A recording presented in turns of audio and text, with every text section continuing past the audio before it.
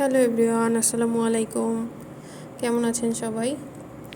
তো আজকে একটা ঝটপট রেসিপি নিয়ে চলে আসলাম। এটা আমার ছোটোবেলার খুব পছন্দের একটা ডেজার্ট বলতে পারেন, যেটা আমি খুব পছন্দ করতাম। আম্মুকে প্রায় সময় বলতাম এটা বানিয়ে দেওয়ার জন্য। এটার জন্য বেশি কিছুই লাগবে না, শুধু পাউরুটি লাগবে।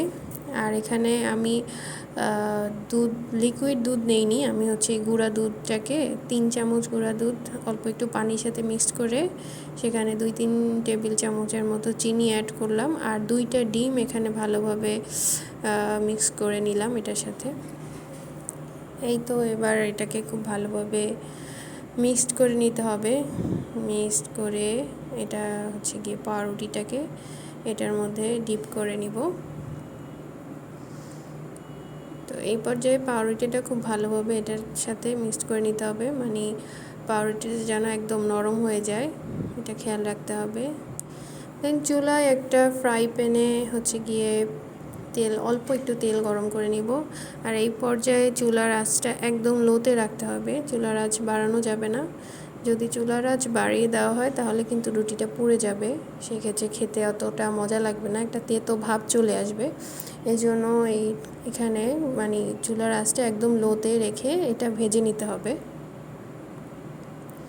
তো এই তো ভাজা হচ্ছে। আমি ছোটোবেলায় আম্মুকে খুব এটা খাওয়ার জন্য বায়না ধরতাম, মানে আমার 2-3 দিন পর পর এটা খাওয়া লাগবে, এরকম একটা ব্যাপার ছিল। হ্যাঁ, আম্মু তো এটা তো ঝটপট বানানো যায়, এই জন্য ফাঁকি ঝুঁকি করে আম্মু আমাকে বানাই দিত। তো এটা মেইনলি আমার আম্মুর রেসিপি বলতে গেলে। ও বাই দ্য ওয়ে, এটা আম্মু আমাকে ছোটোবেলা থেকে বলে, সেটাকে নাকি ডিম টোস্ট বলে। এটার আসল নাম কি, আমাকে যদি আপনারা কেউ জেনে থাকেন আমাকে অবশ্যই জানাবেন।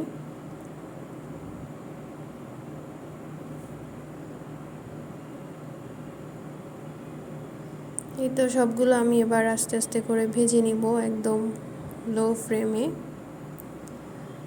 এটা অবশ্যই আপনারা বাসায় ট্রাই করবেন, এটা খেতে খুবই মজা। যখনই কারো কোনো মিষ্টি কিছু খেতে ইচ্ছা করবে, যদি বাসায় পাউরুটি থেকে থাকে, ঝটপট এটা বানিয়ে নেবেন। এই তো রেডি আমার পাউরুটি ডিম টোস্ট। তো সবাই ভালো থাকবেন, আল্লাহ হাফেজ। Thanks for watching my video, keep supporting.